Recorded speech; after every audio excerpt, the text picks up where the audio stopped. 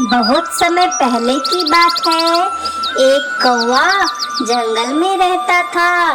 कौवे की पत्नी बहुत नेक दिल की थी। कौवा अपनी पत्नी सुंदरी को बिल्कुल भी पसंद नहीं करता था और ना ही उसकी कदर करता था। कौवे की शादी उसके माता पिता की मर्जी से हुई थी। कालू इस शादी से खुश नहीं था। कालू हमेशा से शहरी चिड़िया के सपने देखता था और किसी शहर वाली से शादी करना चाहता था, मगर अपने माता पिता के दबाव में शादी कर ली।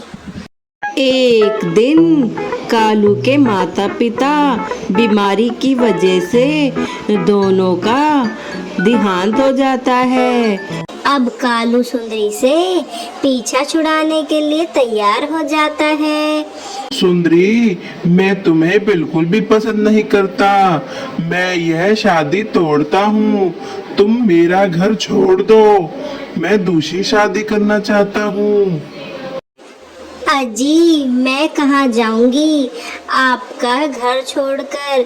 मेरा तो कोई घर भी नहीं है। मैं तो एक अनाथ थी। माँ बाबूजी को दया आ गई थी, इसलिए उन्होंने मेरी शादी आपसे कर दी और मैंने आप लोगों को ही अपना परिवार मान लिया। कालू जी, मेरे प्यार में क्या कमी रह गई? मैं कुछ नहीं जानता। तुम्हें यहाँ रहना है तो रहो और जाना है तो जाओ। मुझे कोई फर्क नहीं पड़ता। मैं दूसरी शादी जरूर करूँगा। कुछ दिनों बाद कालू दूसरी शादी कर लेता है, एक बहुत सुंदर चिड़िया से। अब कालू अपनी सुंदर सी पत्नी को लेकर घर आता है।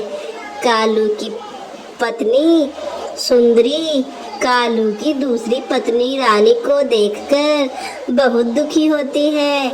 रानी कहती है, कालू जी, यह कौन है? आपने तो कहा था आपके परिवार में कोई नहीं है। यह मेरी पहली पत्नी है, जिससे मैं शादी कर तोड़ चुका हूँ, मगर ये मेरा घर छोड़ने को तैयार नहीं है। इसे इस घर की नौकरानी समझो।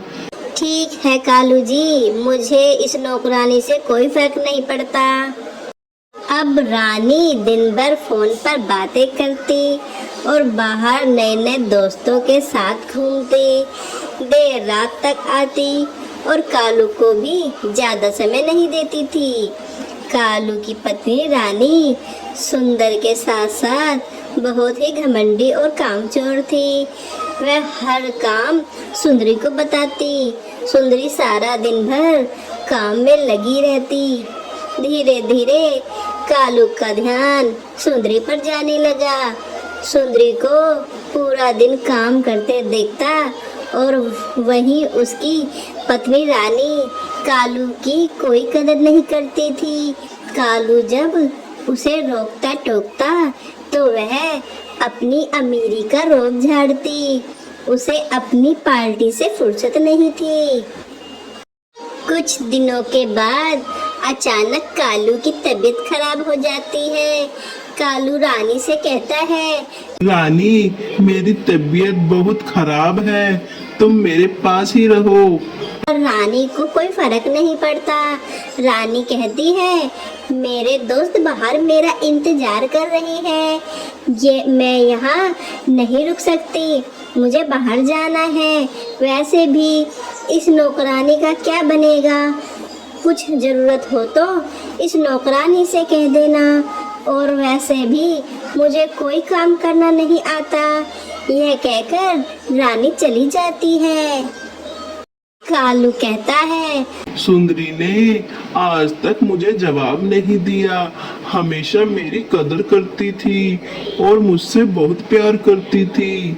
मैंने उसके साथ अच्छा नहीं किया उसे हमेशा काली कलूटी कहता रहा, जबकि उसकी सूरत से ज्यादा उसकी सीरत बहुत खूबसूरत थी और मैं उसे खूबसूरत रानी पर मर मिटा जिसमें पत्नी का कोई गुण नहीं है। रानी को तो अपने दोस्तों और पार्टियों के सिवा कुछ नहीं दिखता। मुझे से बहुत बड़ी गलती हो गई है। अब मैं अपना पश्चाताप कैसे करूं? सुंदरी अब कालू की देखभाल करने लग जाती है। कालू बहुत जल्द ठीक हो जाता है।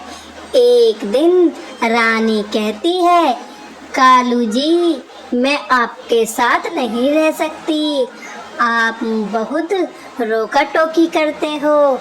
मैं एक आजाद ख्याल की चिड़िया हूँ।